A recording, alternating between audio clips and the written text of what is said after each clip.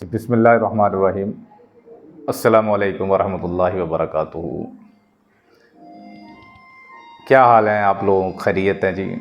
अल्लाह रब्बुल इज़्ज़त आप सबको सेहत दे, तंदुरुस्ती दे और दीन और दुनिया की बेहतरीन जो नेमतें हैं अल्लाह रब्बुल इज़्ज़त आपको अता करें।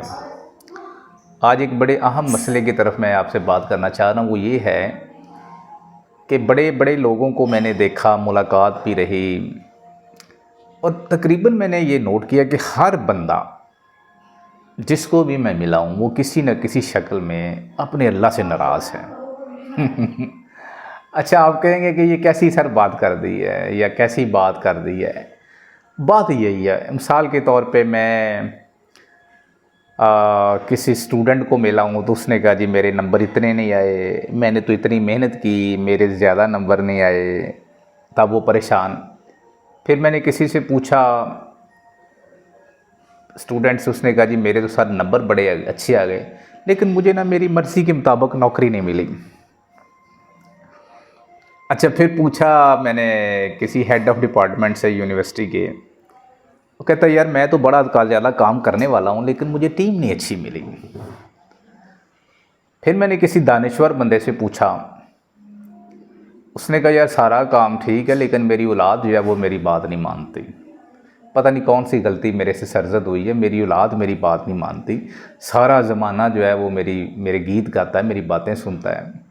फिर मैंने एक बिज़नेसमैन बंदे से पूछा, वो भी गिले कर रहा था। वो कहता अच्छा ये वक्त मैं अगर कोई इन्वेस्टमेंट मुझे कोई दे देता, बड़ी इन्वेस्टमेंट मैं कर देता तो मुझे बड़ा फ़ायदा होता। कोई बिज़नेसमैन कहता है नहीं यार मुझे पैसा तो बड़ा मिला है लेकिन बरकत कोई नहीं है, मैं इतने पैसे कमाता हूँ मुझे पता नहीं चलता मेरे पैसे कहाँ गए। किसी मैं ऐसे बंदे को भी मिला हूँ जो मैंने देखा ये हर हवाले से ठीक है, घर है, गाड़ियाँ हैं, बिज़नेस है, नौकर चाकर हैं। उसको मैंने सोचा कि मैं इससे पूछूं, मेरा ख्याल है कि ये मुझे ये जवाब देगा कि मैं बिल्कुल सही है अल्हम्दुलिल्लाह। कहते तो यही हैं जी, क्या हाल है पूछा, अल्हम्दुलिल्लाह जी अल्लाह का शुक्र है, लेकिन उसके बाद अल्लाह के गिले शिकवे शुरू कर देते हैं। अच्छा, उसने मुझे एक अजीब सी बात बताई। कहता यार सारा कुछ है लेकिन मेरे से कुछ खाया पिया नहीं जाता। सारी ज़िंदगी मैंने मेहनत की है, बड़ा मेरा दिल करता था कि मैं कोई मटन, छोटा गोश्त, रोस्ट खाऊं, लेकिन उस वक़्त हालात बहुत मेरे ख़राब थे। बड़ा मेरा कोशिश करता था मैं, सिर्फ मुझे मौका मिलता था किसी की शादी पे जाने के, लेकिन मैं गरीब बंदा था, शादियों पे भी मुझे लोग नहीं बुलाते थे इतने ज़्यादा। लेकिन मेरी वो सारी ज़िंदगी ना हसरत ही रही।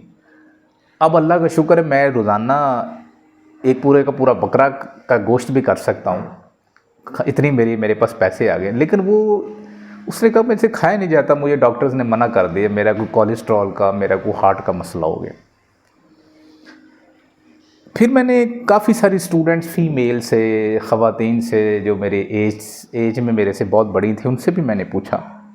कोई अपने शोहर से नाखुश हैं, कोई ख़वातीन जो है वो अपने बच्चों से नाखुश हैं, कोई बच्चियाँ स्टूडेंट्स मुझे मिले वो अपने माँ बाप से खुश नहीं हैं। यानी कि हर बंदे को मैंने देखा। मैं एक मुफ्ती के पास पिछले दिनों बैठा हुआ था, मुफ्ती साहब से। उनसे मैंने पूछा मुफ्ती साहब आप बताएं क्या हाल है। वो कहते हैं अल्लाह का शुक्र है। लेकिन थोड़ी ही देर के बाद वो भी, मुझे ऐसे लगा जैसे वो भी अल्लाह ताला से नाराज़ हैं। और मैंने पूछा क्या, कहता है यार मुझे ये मस्जिद वाले बड़ा तंग कर रहे हैं, मैं तो बड़ी ईमानदारी से कुरान पाक की तालीम दे रहा हूँ, हदीस का लेक्चर देता हूँ, लेकिन ये मुझे बहुत परेशान करते हैं। अगर ऐसा हो जाता तो ऐसा ना होता, उन्होंने भी ये किया। फिर मैंने उनको ये बताई कि अल्लाहुम्मा ला मानिअ लिमा अतैता वला मुतिअ लिमा मनाता वला यनफउ ज़ल जद्दि मिनकल जद्द। ये हदीस कुदसी है। अल्लाह रब्बुल इज़्ज़त ने फरमाया नबी पाक सल्लल्लाहु अलैहि वसल्लम को, क्या नबी पाक सल्लल्लाहु अलैहि वसल्लम जो चीज़ मैं आपको देना चाहूँ सारी दुनिया रोकना चाहे तो वो चीज़ आपको मिल के रहेगी, और जो चीज़ आपको ना मिलनी चाहे सारी दुनिया आपको देना चाहे मैंने नहीं आपको देनी। तो मैंने एक जगह मैं गया किसी फौतगी पे, तो मैंने देखा एक जो ख़तून थी वो क्या कर रही थी, वो जो बंदा फौत हुआ था उसके आगे ऐसे हाथ जोड़ के उसे सॉरी कर रही थी, माफ़ी मांग रही थी। तो थोड़ी देर बाद मैं उस ख़तून को मिला, मैंने कहा कि भाई आप क्या कर रही थी अभी, उसको तो पता ही कोई नहीं। कहते ये मेरे ससुर थे, मैंने सारी ज़िंदगी इसको बड़ा तंग किया, इसकी मैं खिदमत करती थी लेकिन सारी दिखावे की थी। तो मैं कहा चलो जाते जाते माफ़ी मांग लें। मैंने कहा अब माफ़ी का क्या मतलब, माफ़ी तो पता नहीं, वो तो अल्लाह रब्बुल इज़्ज़त ने देनी है, लेकिन ये तो ज़िंदा बंदों की कदर करनी चाहिए। अच्छा, अब इतनी लंबी चौड़ी जो बात मैंने बताई है आप सबको, उसका बताने का मकसद ये था कि खुदारा आप अल्लाह के फ़ैसलों पे नाराज़ मत हों। आप यकीन करें, जो है ना, सारी दुनिया की माँओं की एक माँ बना ली जाए तो कितना ज़्यादा उस माँ में मोहब्बत होगी अपने बच्चे के लिए, बेबहा मोहब्बत होगी, ज़ाहिरी बात है। लेकिन वो फिर अल्लाह रब्बुल इज़्ज़त को उस एक माँ से पूरी दुनिया की माँओं को इकट्ठी करके एक माँ बना दी जाए, उससे भी कहीं ज़्यादा मोहब्बत है। तो वो कैसे चाह सकता है कि आपको कोई परेशानी हो। यकीनन यकीन करें, आप इस बात पे रहें कि देखो, अगर एक बागबान है, जो गार्डनर है, वो अगर पौधों की काट छांट कर रहा है तो मैं ये उससे कहूँगा तो तुम क्या करी जा रहे हो, तो भी उसकी बेहतरी के लिए कर रहा है।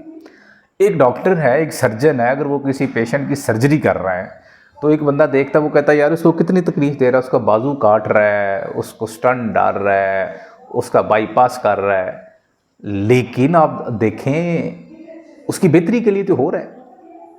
तो इसीलिए ये आप यकीन करें, जो भी काम हो रहा है, किसी को नौकरी से निकाला जा रहा है, किसी को नौकरी मिल नहीं रही, किसी को मिली है तो वो मुतमईन नहीं है, कोई बंदा पैसों वाला है, उसके पास सेहत नहीं है, पैसे हैं तो औलाद नहीं है, औलाद है तो वो फर्मा बरदार नहीं है, माएँ चीख चीख के थक जाती हैं। मैं कई बच्चों की वालदाएँ को मिला हूँ, वो मुझे कहती कि ये हमारे बच्चे हमारी बात नहीं मानते। खाने पीने को, दुनिया को, हर नेमत हमने इनको दी जो कि हमारे वालिदैन हमें नहीं दे सके। बड़ी मुश्किल हालात में हमने इनको पढ़ा रहे हैं, लेकिन ये हमारी बात नहीं मानते। क्या मैं बता ये रहा था कि बच्चे बहुत तंग करते हैं माँओं को।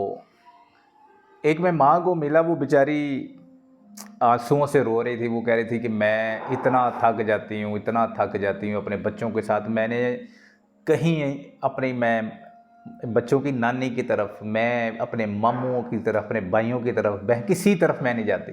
मैं सारा दिन बस यही काम करती हूँ, मुझे कोई काम नहीं है। इनकी परवरिश के हवाले से इनका हर चीज़ में इनका ख्याल रखती हूँ, लेकिन ये मेरा ख्याल नहीं रखते। ये बच्चा अपनी बहन को मारता है, बहन भाई को मारती है। शाम को इनका बाप आता है, मैं उसको बताती हूँ, वो फिर इनको डांटता है, फिर ये उससे बाप से नाराज़ हो जाते हैं। 2-2 दिन मेरे से मुंह बनाते हैं और ये कहते हैं कि जनाब हमारा बाप तो हमारे से बड़ी दोस्ती आप ही ख़राब करती हो। तो मैंने देखा कि हर बंदा जो है ना नाराज़ है। मैं छोटे बच्चों को भी मिला हूँ, मैं उनसे पूछता हूँ, वो कहते हैं अस्सलाम वालेकुम, क्या हाल है भाई, ठीक, कैसी पढ़ाई जा रही।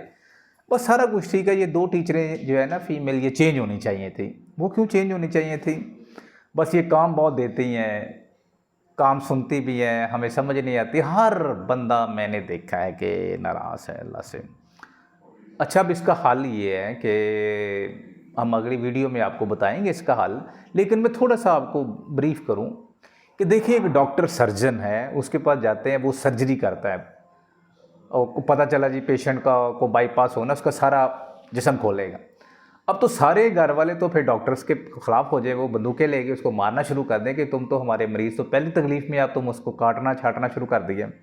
लेकिन आप देखें कि वो तो मरीज़ उसकी बेहतरी के लिए तो कर रहा है। वो डॉक्टर जो है मरीज़ को चीड़ फाड़ काट रहा है, बेहतरी के लिए कर रहा है। एक गार्डनर जो है वो माली है, पौधों की काट छांट करता है तो वो बेहतरी के लिए करता है। एक उस्ताद, अच्छा उस्ताद, नेक इंसान, नेक उस्ताद, वो भी नेक होना उस्ताद के लिए बड़ी ज़रूरी बात है। अच्छा उस्ताद जो है वो भी अगर बच्चियों को डांटता है तो वो उनकी बेहतरी के लिए करता है। अगर माँ किसी बच्चे को, अपने को, बेटी को डांट रही है, समझा रही, तो बेहतरी के लिए कर रही।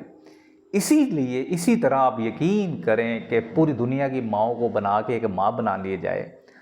अल्लाह को कितना प्यार है अपने बंदों के साथ, अपनी बंदियों के साथ, अपनी हर मखलूक के साथ। वो कभी भी नहीं चाहेंगे कि आपको तकलीफ़ हो। माँ नहीं चाहती तो बाप नहीं चाहता, तो ये ऐसे कैसे हो सकता है कि अल्लाह चाहे? यकीन करें, अगर कोई और रास्ता होता ना इस तकलीफ़ के अलावा, तो अल्लाह रब्बुल इज़्ज़त वो रास्ता आपके लिए चुन लेते। तो यही तकलीफ़ थी। खुदा न खास्ता कोई बहुत बड़ा एक्सीडेंट, वो बहुत बड़ा हादसा होना था, अल्लाह ने वो हादसा बचा लिया और आपको ये छोटी सी तकलीफ़ दे दी।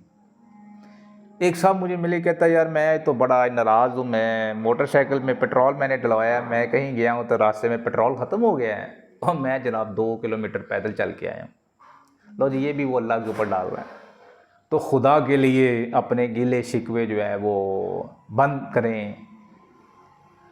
आपका सांस का आना, सांस का जाना, आपका देखना, आपका सुनना, आपका बात करना, मैं आपसे बैठा हूँ, मैं बात कर रहा हूँ, आप सुन रहे हैं, देख रहे हैं, ये कितने बड़े अल्लाह के इनामात हैं।